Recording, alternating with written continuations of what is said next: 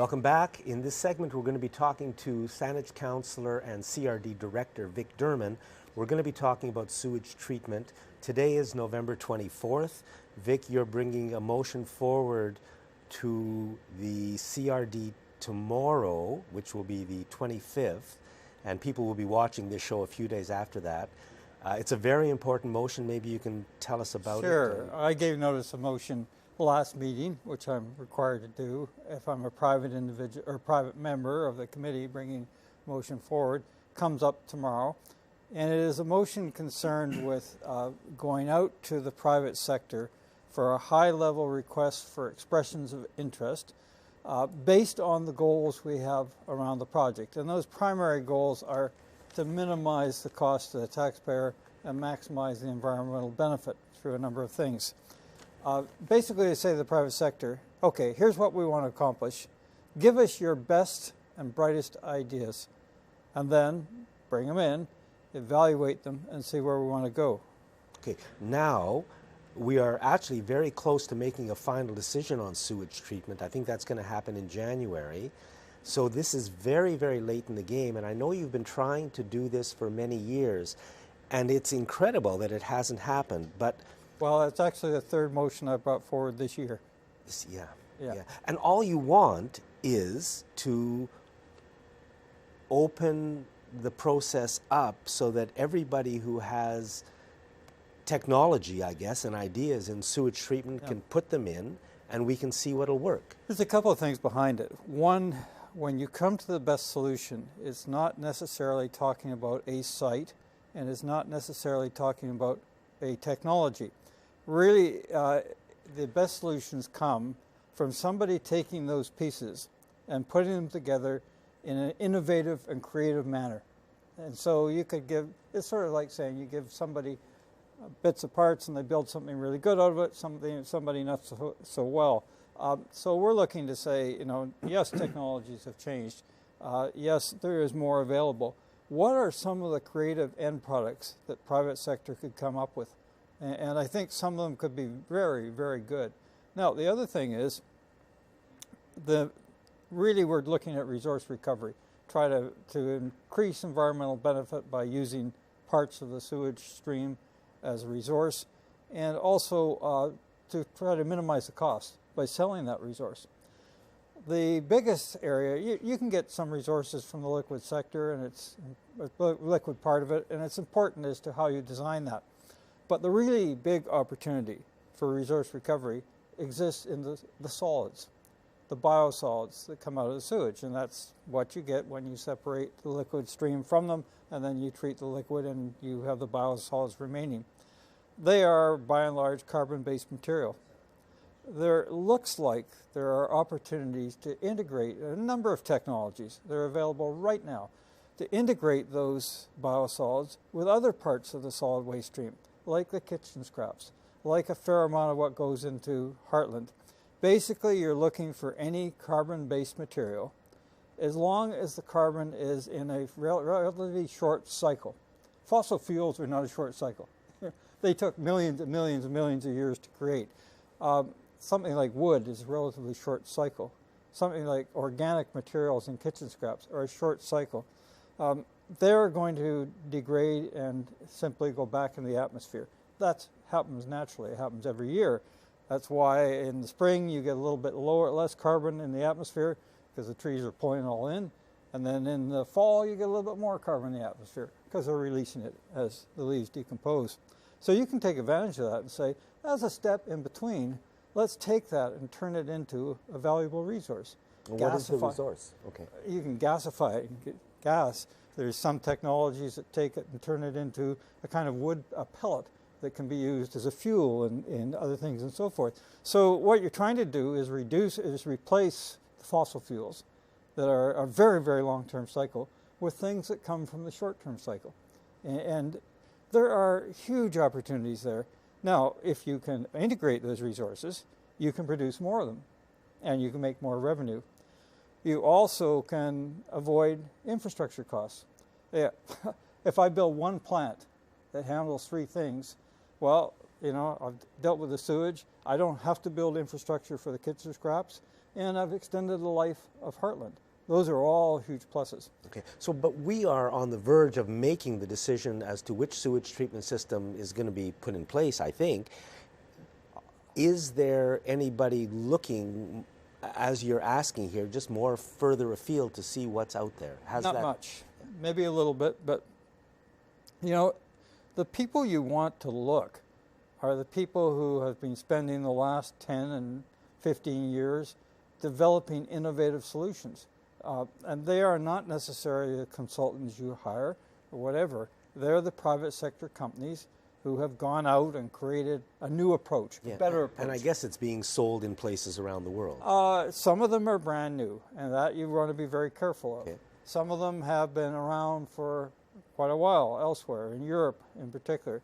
Some of them, the parts are tested, but they haven't been put together exactly in this configuration. Okay. But all the parts work, you know, so the configuration is... So what is being looked at right now? Because just from my trying to find out, it looks like we are still looking at basically secondary treatment.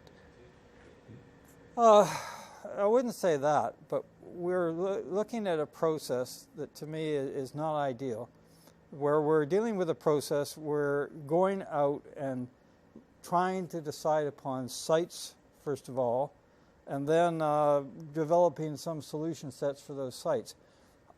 How can you pick the right site if you don't know what the answer is going to be? The answer might be that you want 12 small sites. The answer might be that you want one big one, or 2 or 3 or 4 medium ones. You know, Vic, I've agreed with you on this for years. Yeah. We should just, I mean, what is the problem with just opening up the process and looking at everything?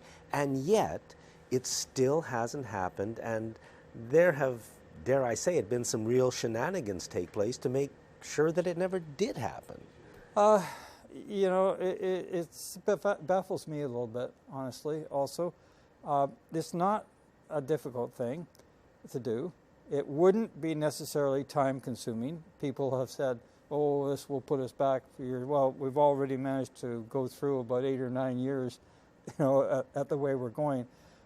You can conduct this kind of high-level request for interest in probably 3 months, get the results back and spend a month or 2 analyzing them, and then start to deal with who you're going to have put it in.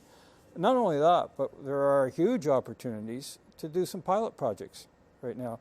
We have the biosolids from the existing treatment plant on the Saanich Peninsula, and they are right now going into Heartland as a hazardous waste. Yeah, and we should just say there is a sewage treatment plant on the Saanich Peninsula. Yeah, absolutely. And so you're saying... And it produces biosolids, and they have no good use for them this time, so they're being landfilled in Heartland. So this, we could build a plant. We could put some of these plants are pretty mobile and pretty easy to put up and put down, and I'm quite sure there are several vendors who would be quite happy to put a pilot plant in, or we could run a request for, you know, a competition for, as well as the one I described. We could run a competition for who would put in a pilot plant and look at the best technologies for that. So we have not only those biosolids, we also have kitchen scraps in the region that we're having problems dealing with. Victoria, Oak Bay, I guess Esquimalt are sending their kitchen scraps right now to Richmond. So they have to be trucked off because we didn't wind up with a good local solution. So we could put them into the mix. We have lots of wood scraps and wood material that's going into Heartland that could be put into the mix. So we could, while we're selecting the larger system, test 1 or 2 of these technologies and see exactly how they worked in our environment. And if somebody is watching this and saying, oh, Vic and Jack want to delay this thing even more, turn it around, because really all of this should have been done at the very beginning. It's not our fault that this wasn't done. Yeah. If we don't do this kind of thing, there's a good chance we're not going to end up with the best project we could get, which I think is what you've been saying all along. And there are a couple of things. One, there could be a huge tax or cost to the taxpayer. Some of the proponents of integrated systems, some of the companies, there's been 2 that have presented to the CRD, had said, done properly, they could do this project at no net cost to the taxpayer. One of them proclaimed at the start of his presentation, said, "I don't want any of your money." Well, that's fine with me.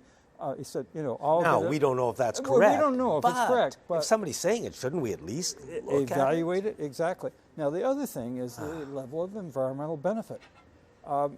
The failed plant at Macaulay was supposed to do the equivalent in reducing greenhouse gases of taking 1,200 cars off the road. Fairly significant. They studied a distributed plant that would take about 5,000 or 6,000 equivalent cars off the road. One of the proponents, again, who's come before the CRD, has indicated that his integrated system would take the equivalent of 20,000 to 23,000 cars off the road in greenhouse gas reduction. That's huge. So not only would it cost you net less, possibly, it would also possibly create much greater environmental benefit. We need to find that out. And, it's not a lot of time delay.